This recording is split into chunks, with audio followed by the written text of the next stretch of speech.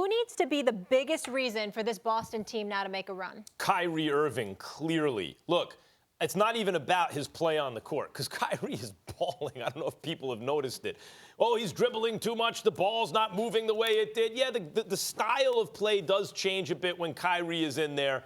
But as I've said, while I might want to start a team and build a culture around Steph, given the same amount of talent on each team, give me Kyrie's team.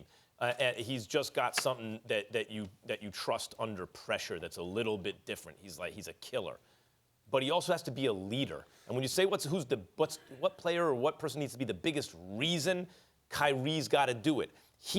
The floor general has to get these young guys on the same page. Kyrie, even if they're giving you resistance and they don't understand and they haven't been there and they have to understand, yes, their roles will change and accept that. No one's going to care about that in the end, Kyrie. This is your team. This is what you wanted. You are just about an MVP caliber player. This team made the conference finals without you last year. You have to figure out the way to lead this group farther than they went last year. The answer is Kyrie Irving. It's not Kyrie Irving because I think I can trust Kyrie Irving to be who he is and what he's going to be. Kyrie Irving is a showman. He's box office. You walk through the turnstiles to watch him perform, and he delivers.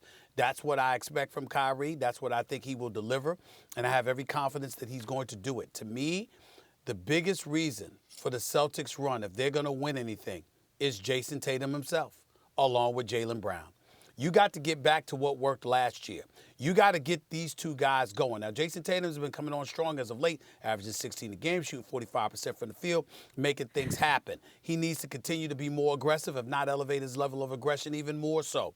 Jalen Brown's got to get it going. He's got to get, just reinstalled into things. That will call for Brad Stevens to not look out for his boy, Gordon Hayward, to understand that he is not what he once was yet. I think he will be again, and I think the future's bright for Gordon Hayward. I think that Boston's obviously the perfect place for him. I think he'll make some noise next year and beyond, but this year, you got to get back to what worked last year. Yes, Kyrie was out. We understand that, even though he got injured late in the season. Gordon Hayward goes down in game one. But here's the reality. Rozier didn't have to be on the court with Gordon Hayward.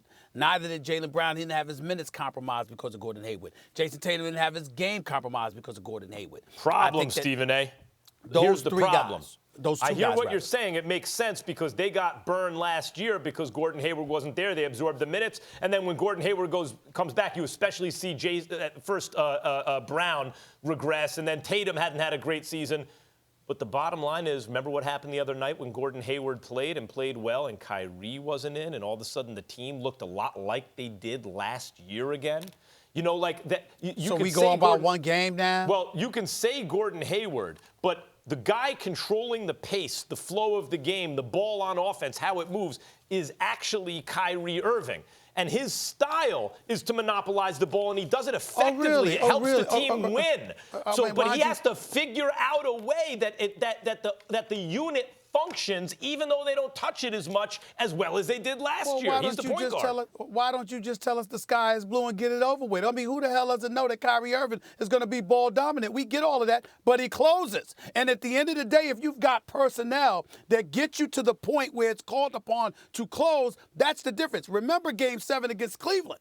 Guys didn't show up. Terry Rozier had an awful shooting night. Marcus Smart had an awful shooting night. In that one game. The game is on the line. The conference finals is on the line. And you had nobody to give the ball to and say, get us there. What I'm talking about is guys that get you to the point where you can give it to that guy and say, take me there.